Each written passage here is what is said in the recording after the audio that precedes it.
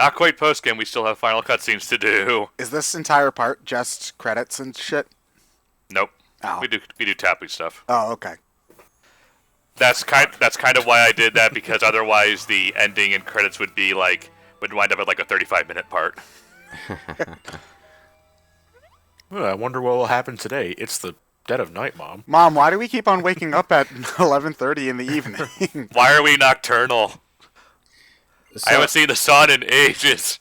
So, Mom, are you ever gonna pack away those cardboard boxes out on the porch, or no? Well, Those are my Nintendo Labo. Well, that's kind of the joke, is that she never unpacks her junk. Oh, well, hold on. When did you become her? Oh, well, I guess if we're his cousin, then that would make her aunt. But wasn't everybody your cousin in Alola? No, Mom. Glad to know you never locked the front door. Everyone is your cousin in the land of hello. It's not creepy at all. You forgot an item, Ryan. Go get it. Don't need it. It will sit there forever, haunting your OCD. Oh, by the way, we're saying bye to Lillie now. So this is actually something that I am disappointed in Ultra Sun and Ultra Moon about, because there's this big ending thing about how Lillie still doesn't think she's strong enough, so she's going to go adventuring in Kanto. One of the things that they later bring up is that she's going specifically to Kanto to talk to Bill, because Bill had previously merged with a Pokemon, and so he's experienced with that kind of thing, and maybe he can help. Maybe he can help Lucamine. So that, I think, is a funny callback. But this whole, like, oh, she's going to become stronger and whatnot, and someday she can challenge you and stuff like that. I honestly think that Lillie should have been this game's super secret ultra super boss. Like, she comes back and then you fight her and see how strong she's become with, like, level 80 Mon. Like, red tier stuff. I think that would have been really cool. And you would need a considerable time skip for that, though. You know, they can do that very easily. All you have to do is after Because nobody ages in anime. All they have to do is say 6 months later before you start post game. That's all they. Well, all that you know, okay. in like any other franchise, I would expect Lillie to come back as a boss in a future game. Yeah. Or as a supporting character in a future game, at least. But since it's Game Freak and since it's Pokemon, we know we're never going to see this girl again. Well, no, we do see some characters now and again. Yeah. I wouldn't be too sure, because, you know, the big thing about see... Ultra Sun, Ultra Moon, we got the return of Giovanni. Yeah, but he was weird alternate universe Giovanni, though, is the thing. Occasionally we see Giovanni. red and blue and red sometimes. Yeah, but in Ultra Sun and Ultra Moon, she's just kind of still hanging around. Like, they do nothing for this. She does get a Pokemon, a Clefairy, and that's it. I mean, I think... Yeah. That kind of just sounds like they gave her the first cute Pokemon they could think of because she's a girl and needs a cute Pokemon. Yeah, basically. You do a double battle with her before the Team Rainbow Rocket dungeon, and I think she can also be a buddy on the battle tree, where she has two other not particularly impressive Pokemon. So, yeah, that's really... Because here's the thing. Part of why Red was such a really cool super boss in Gold and Silver is not just because, you know, he's the trainer from the first game, but because you see all of what else changed in Kanto, and you're wondering, okay, well then what happened to the player character? And then you see him, and it's like, holy crap. You know, this is a huge... This is like a huge... like challenge and whatnot. Whereas in this game, bringing back Red and Blue for super bosses is really just, oh, high nostalgia. It doesn't really have anything to do with the theming or the story in this game at all. So bringing Lillie as a super boss and having that be a cap on her character arc would actually make sense, and not only be a cool way to have an extra fight, but it would also, you know, fit thematically. And although it would make more story sense if, like, they showed her being a Pokemon trainer while she's adventuring around post jellyfish dress. Yeah, that would make sense. There's a lot of it would avoid the necessity of needing an ultra long time skip to make that boss work. Yeah, basically, I do agree with that, but it's just, you know, having her just kind of stay around after the fact is lame. So I'm disappointed by that. Yeah, it seems like pretty much every interesting thing with every interesting character in this game kind of gets tossed out the window in the Ultra games. Yeah. I mean, granted, they're not bad. I don't want to make it seem like Ultra Sun and Ultra Moon are bad. It's still ultimately the same game. It's just story-wise, I don't think it's as good. So It kind of sounds in a way similar to Yeah, speeding them up because it take a while. yeah, It kind of sounds in a way similar to Super Mario Galaxy 1 versus Super Mario Galaxy 2. yeah, it's where very similar actually. The premise is the same, but the execution is simplified. Yeah. Which, in a Mario game, I find particularly impressive. Yeah, it kind of was, in a way. These are nice credit music, but we get to hear the Hatsune Miku version for this playthrough. Well, I didn't want us to be here for like an extra 10 minutes. They are really, really long credits, yeah. I will say this, just so people don't think I'm only bitching about Ultra Sun and Ultra Moon. I like Ultra Sun and Ultra Moon's credits better, because they're a Gold, Silver, Crystal throwback, and I'm shameless. So, yeah.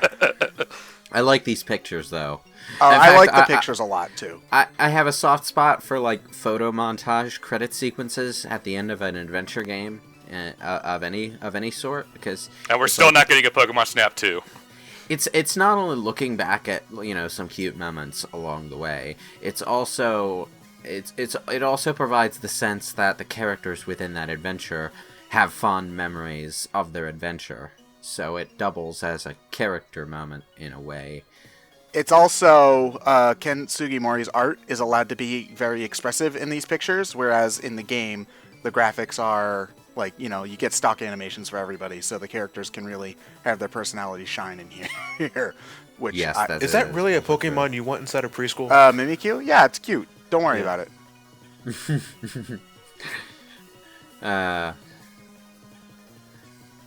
Garfield stares at the moon. I love the Chipmunk remix. I hate Mondays. Let's go get some lasagna. Oh right, I forgot that she's even in the game because she's in here for like 5 seconds and she gets a spot in the credits. What the painter fairy girl. Yeah, her trial sucks in Ultra Sun and Ultra Moon for the record. I think Yes, it does. I probably bitched about this in an earlier We have. part. Okay. It's that boy. It's bringing back dead memes since 2000 and whatever. 9 probably. Nah. Jesus Christ. How much did you... I forgot about that picture. It's Boobs McGee and Faba Beans. Yeah, how much did you speed the credits up? By 2? I believe I doubled it, yeah. Yeah. And this is still going on a while. Yeah. Oh, it really does sound like the Chipmunk version of the Sun and Moon theme. Yeah. She got rid of the white eyeliner, thank God. And the temporary tattoo in her stomach. Yes. Now, that was a real tattoo. She had to pay several $1,000s for that surgery. The Team Skull people have gotten rid of the Team Skull masks, too. That's something, there is actually a cool detail in the main game itself, though, is that it's implied that all the punk kids that you face are ex-Team Skull goons, which is, I think, a cool little attention to detail and whatnot. Oh, the Masked Royals mask is in the background of that picture. I never noticed that before. Yeah. How did Kukui get it? Huh. He won it on an eBay auction. Yeah, they'll probably pay a fortune on eBay. He's a cosplay maniac, you see. Aww. Now get in the bag. I can't fit in the bag anymore. In the bag. Last image should be just trying to stuff his big ass in the bag. We're gonna need a bigger bag.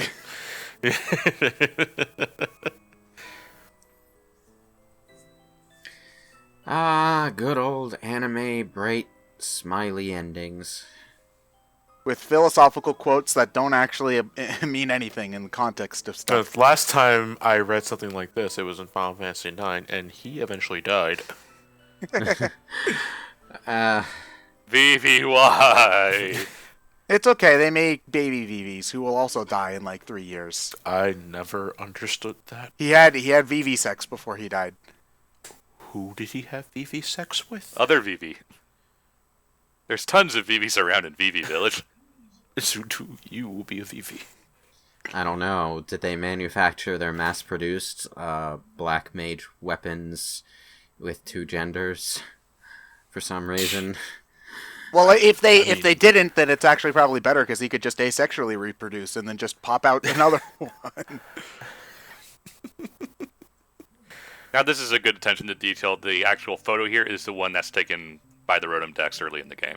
I think that the image does actually change depending on your character customization choices. So Yes. it won't have different clothes because you can't buy clothes before that point, but it will, I think, match your skin tone and eye color and hair color. Things Don't like tell that. me that they put off the point where you could buy clothes just so that they could do that picture. Yeah, basically. You take it right before you get into the first city where you can buy clothes. Oh, jeez. Don't want to give our artists too much of a hard time. I really got to fix that lock. Hey, you really got to clock your door. No, I think Hal thinks he's living in a 1990 sitcom where everybody just breaks in everybody else's house. No, he just walks in, pauses so everyone can applaud. Yeah. Oh, Hal! Woo! Oh, yeah! And then Ted Danson and everyone in the bar just goes, "How?"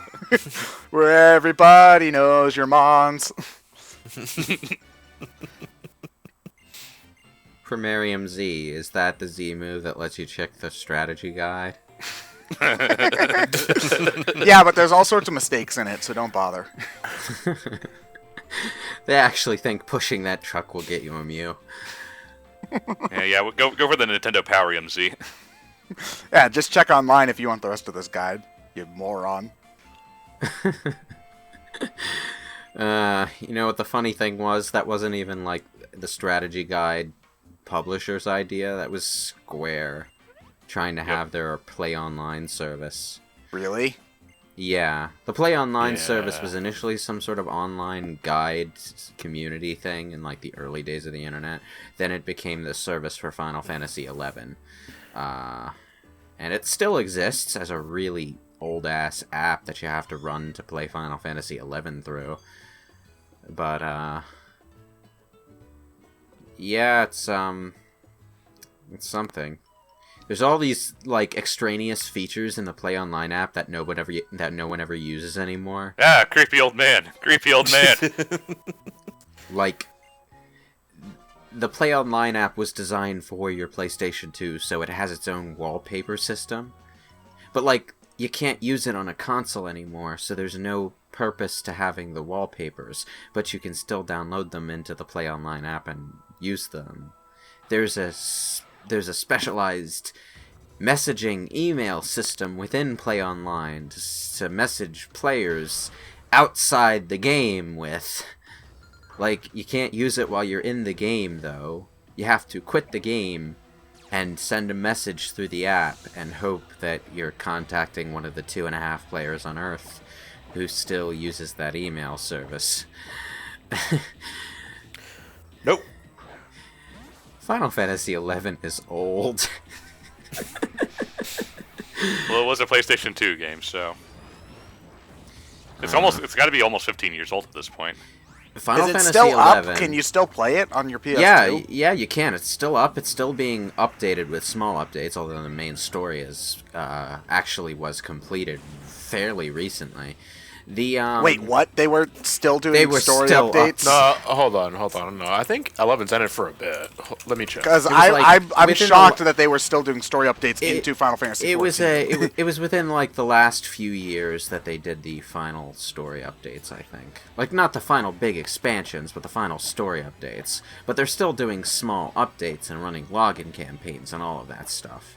So can you still play on PS2 or... No, you No. can't do consoles. They ended console support ages ago. Ah. But yeah, it's really Yeah, goddamn old. the servers for the PS2 and Xbox 360 versions of the game shut down just in 2016. Wow, damn. That went a long goddamn it. I'm gonna be on 14 for the rest of my life. How many Well- Pokeballs did this take you, Ryan? Well, I'm still on Dust Ball, so not that many. Final Fantasy XI's It took at least 5 because the electric Oh, the field electric effect surge with- is done. Okay. Yeah. Final Fantasy XI's longevity may sound weird, but basically all the big MMOs from back then are still around. You still have Ultima Online, and EverQuest is still up too. How? Who the hell is still playing EverQuest? I don't know. There's an EverQuest 2 that's also in operation, but Next, you're EverQuest gonna 1 tell is me still people around. still play RuneScape, man. Come on. They do. People do still In play fact, RuneScape. Oh God. There are 2 iterations of RuneScape that are active. There's the current RuneScape, which is been graphically updated and stuff. By graphically updated, I mean it looks less like old RuneScape and more like old Alone in the Dark. But then there's RuneScape Classic, or whatever they're calling it, which is like really old school mode RuneScape without the graphical. Are people still telling people to drop all their stuff so they can get into that back room with all the gold in it? Wait, what? Is that a It thing? was a new trap. There was a door you couldn't get into that had like you could see into that had like lots of gold and shit in it. And it was like a rumor that you had to like de-equip everything to get the door to open. So while you were trying to open the door with all your shit on the ground, people would run up and take it. Yeah, that sounds like an old MMORPG. Just looks like a naked buffoon. Where, like, if you died in, I think, Ultima Online, all your stuff would drop where you died. You died in real life. Like, no, like, all your stuff would drop where you Have died. any of you seen The Matrix? All of your stuff would drop where you died, so people would be able to pick it up. So you'd get people, like, camping where they thought people would go, and they would attack you or something. I don't know. Old-ass MMORPGs were the most unforgiving fucking things sometimes. Yeah, because like I know that World of Warcraft is still like updating and stuff like that, but that's also like the world's biggest MMO and things. Like I don't know if they'll ever do a World of Warcraft 2. is updating to the point where they've replaced a lot of the character models and graphics, and they've actually like significantly changed the gameplay mechanics to the point where they had to make a separate server recently so that they could have like older rule sets in place, so people who Yeah, Yeah, Legacy like, legacy mode or something like that. Yeah. Yeah, but it's essentially updated to the point where it's no longer the same game. So it makes me wonder, like, are they ever going to do a World of Warcraft 2? And if they did, how pissed off people would be if they did it. Well, it's the same game, like all the old content is there, but for what I've heard from someone who's played it for a while is that like the old content hasn't really been rebalanced properly for the new rules, so a lot of the old story quests are basically broken. Like you can beat them and stuff, but like any semblance of the old challenge is gone. So you might as well just use the level up item and skip all that stuff. And of course, I have too much pride to do that. I'm stupid like that. You see, I've So never now- played more than a couple hours of any MMO. I think I played like maybe Good. 8 to Yeah, they're 10 just not my hours thing. of Final See, Fantasy you're 14. smart. When it was with the free trial, and it was fun. Don't get me wrong, but it was it was basically a single player game at that point. So Yeah, the multiplayer aspect doesn't kick in until you're around level 15 or so, I think. yeah, and I didn't get much farther than that, if at all. So I don't have the attention span to play any one game that for that long at any one given time. I guess I should specify. Like I can't play the same game over and over a really long stretch of time. I have some games I've got hundreds of hours in, but I take really long breaks before going Yeah. back into it for the most part. Yeah, I get you. Oh, you're wasting your weird balls on them? What? Might as well. I'm not using them for anything else. Trade them to your main file, man. Those are your show-off balls, dude. You gotta show off your balls. That's what I was trying to use in my legendaries. I'm stupid like a meal like that. Him and is spending like I think it was like 8 hours or something to catch Mewtwo in a Pokeball or whatever. Just to say he did. Yeah. Although catching, I do like when he caught Groudon in a Heart Ball, because then little Yeah. hearts pop out every time you use it. Also, catching the Tapus is probably the most annoying set of legendaries to catch in a long time. Especially, well, we'll get to Tapu Fini next time, but Yeah, Either- fucking heals itself. The one Any- thing I will say that I like about the graphical updates is that all of the weird Pokeballs are now able to exist, like with their intended designs within the game, not just as concept art. Oh So yeah. you get that added burst of personality when you use them. Yeah, I think they've had that for a few games, but one thing about Gen 7 that they did is now other trainers use different balls as opposed to all just using Pokeballs now, which is a really cool touch. So when you do Rainbow Yeah. Rocket, all of the team leaders are using all Master Balls, and you're like, holy crap, what? Someone went to Cinnabar Island and surfed on the right side. And I'm just like, why am I the only person on this goddamn region who invests in great balls? You know?